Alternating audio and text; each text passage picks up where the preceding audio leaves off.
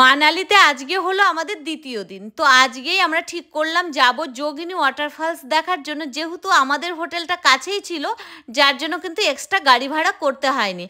আর কিন্তু করিবান 3 থেকে 4 ঘন্টা ট্রেক করার পরে তবেই কিন্তু আমরা বিগ যোগিনী ওয়াটারফলসে পৌঁছাতে পারবো। আর 1 থেকে 1.5 ঘন্টা ট্রেক করার পরে কিন্তু স্মল যোগিনী ওয়াটারফলসটা দেখতে পাবো। তো প্রথমেই ভাবলাম ব্রেকফাস্টটা করে নিই। তো চলো কি কি আছে তো দেখা যাক। क्या लोग हाय कैसे हो? ठीक हो हाय।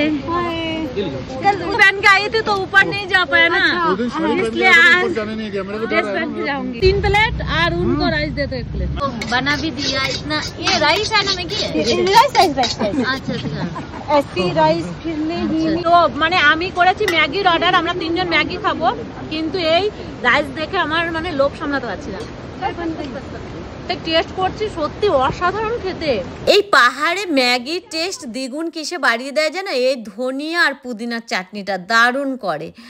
আর উপরের দিকেও কিন্তু বেশ অনেক স্টল আছে, তবে ওখান থেকে গতকালও খেয়েছি। আর ওই দিদিভাইয়ের ব্যবহারটা এত ভালো। আর এরা কিন্তু সবাই না কাজ করে, এই মেয়েরা কখনো বসে থাকে না, এই ছোট ছোট দোকান খুলে বসলো আর সবার সাথে এত মিষ্টি ব্যবহার করে, বেশ ভালো লাগে। তো আজকে আমি দেখছি যে এই ছোট্ট একটা ঝর্ণা, এটা কিন্তু নিচেই ছিল। তো ওই দিদি বলেছিল যে ছোট্ট ঝর্ণাটায় যেতে পারবে শাড়ি পরে, কিন্তু আমার ওই বর আমাকে নিয়েই আসলো না উপরে, বলছে না তুমি পড়ে যাবে, তারপর নানান রকম সমস্যা হবে। তার জন্য গতকাল তো ফিরে চলে গেছিলাম। আমরা কত উপরে চলে এসেছি, আর আমার বর তো বসে পড়েছে বেচারা। আর আমার ছেলে মেয়ে দেখো উঠে গেছে।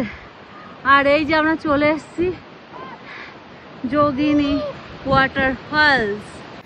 দেখো আমি সবসময় ভয় পেয়েছিলাম এদের দুজনকে নিয়ে, এরা দুজন কিন্তু পৌঁছে গেছে, ও বরং হাঁপিয়ে গেছে আর পাচ্ছে না বলতে কি সত্যি পাহাড় ওঠা খুবই কষ্ট সাপেক্ষ।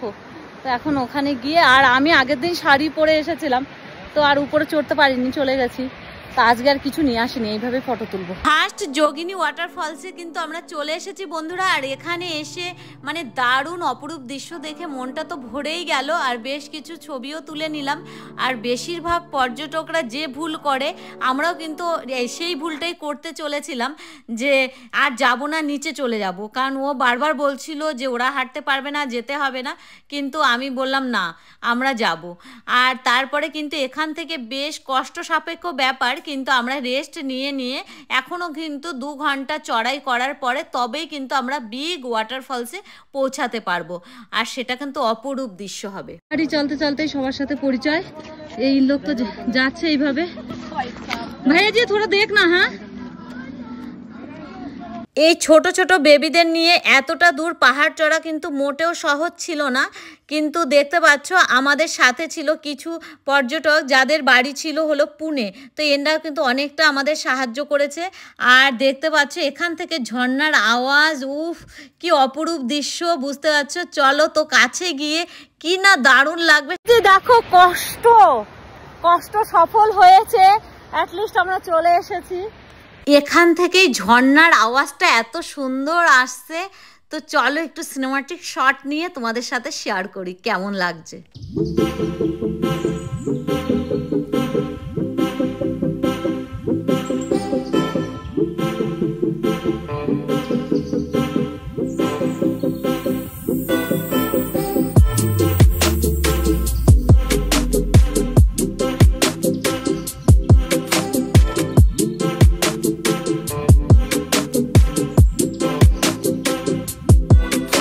একটা সুপ্ত ইচ্ছা জেগে উঠলো, যদি শাড়িটা নিয়ে আসতাম তাহলে একটু ফটো বা ভিডিও শ্যুট করতে পারতাম।